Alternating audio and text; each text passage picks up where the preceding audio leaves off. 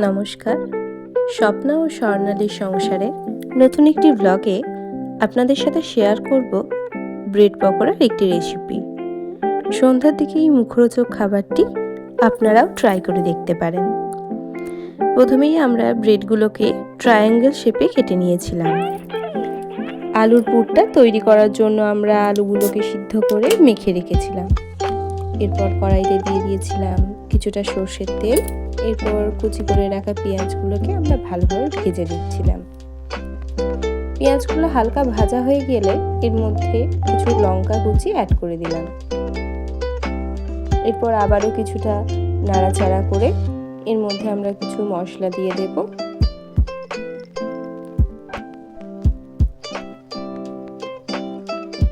যেমন আদা বাটা, কিছুটা হলুদ গুঁড়ো, লঙ্কা গুঁড়ো, স্বাদ মতো নুন, ধনে গুঁড়ো, জিরে গুঁড়ো আর অল্প একটু টমেটো সস।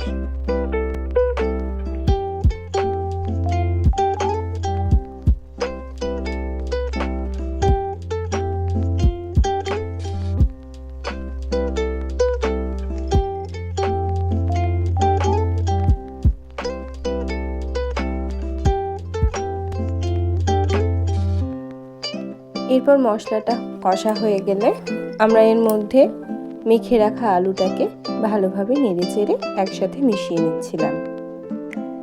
পাউরুটিগুলো আমরা আগেই কেটে রেখেছি। আলুর পুরটা রেডি হয়ে গেলেই আমরা পাউরুটির মধ্যে এই আলুর পুরগুলোকে ভরে দেব।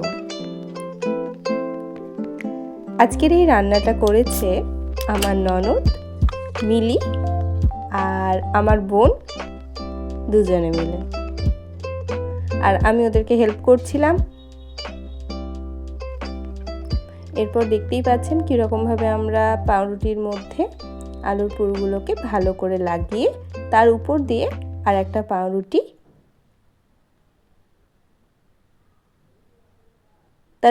একটা পাউরুটি রেখে মুখগুলোকে ভালো করে জুড়ে দিচ্ছিলাম।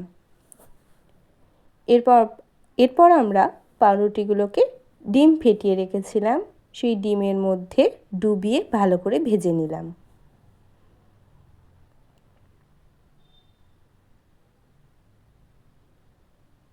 এখানে আপনারা ডিমের বদলে বেসনও ব্যবহার করতে পারেন।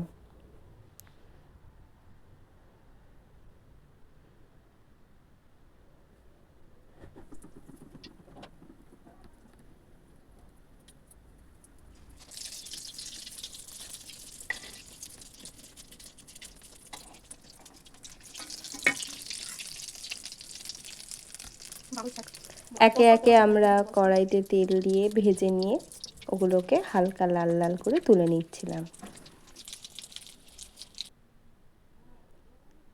এরপর সস দিয়ে আমরা টিভি দেখতে দেখতে এই ব্রেড পকোড়াগুলোকে এনজয় করছিলাম।